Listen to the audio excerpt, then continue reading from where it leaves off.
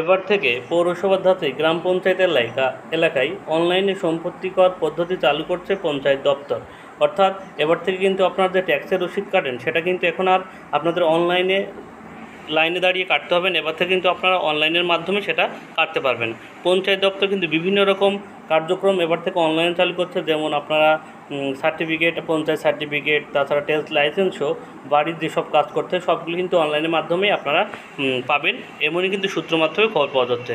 এবার আপনারা কীভাবে আপনারা এই অনলাইনের মাধ্যমে এই সম্পত্তি কর কাটবেন এবং সেটা কবে থেকে চালু হতে যাচ্ছে, কী কী পদ্ধতি রয়েছে, সব আজকে আলোচনা করব। অবশ্যই ভিডিওটি প্রথম থেকে শেষ পর্যন্ত সঙ্গে থাকুন। বলছে পৌরসভার ধাঁচে এবার পঞ্চায়েত স্তরে অনলাইনে সম্পত্তি কর নেওয়ার পদ্ধতি চালু করতে চলেছে পঞ্চায়েত দপ্তর।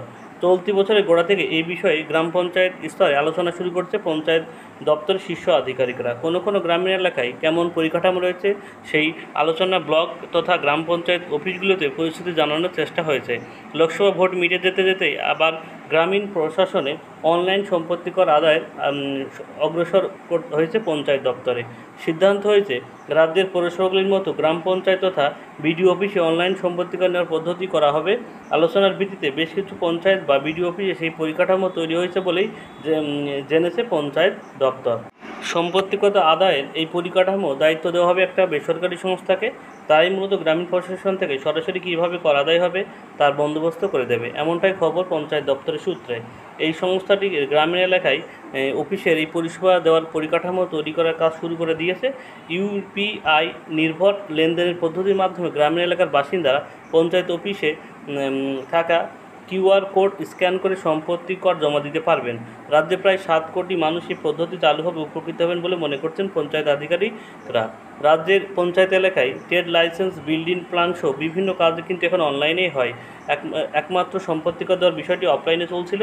এই পদ্ধতি বদল হতে চলেছে। নতুন এই পদ্ধতি প্রসঙ্গে পঞ্চায়েত দপ্তরের এক আধিকারিক বলেন, এই নিয়মে পুরোদমে চালু হয়ে গেলে পঞ্চায়েত দপ্তরে কেন্দ্রীয়ভাবে সম্পত্তি করের ওপর নজরদারি চালাতে পারবে। সঙ্গে রাজস্ব আদায়ের অনেকটাই বাড়ানো যাবে বলে মনে করেছেন পঞ্চায়েত দপ্তর।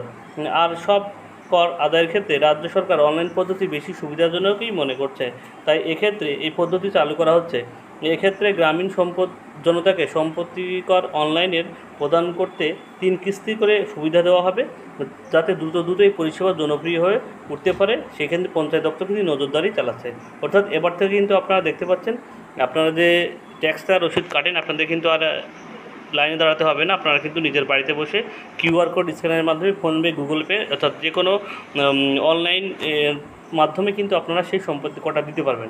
পঞ্চায়েত দপ্তর কিন্তু যাবতীয় কাজ এখন থেকে অনলাইন পরিষেবা চালু করার উদ্যোগ নিয়েছে আমাদের রাজ্য প্রশাসন, ঠিক আছে।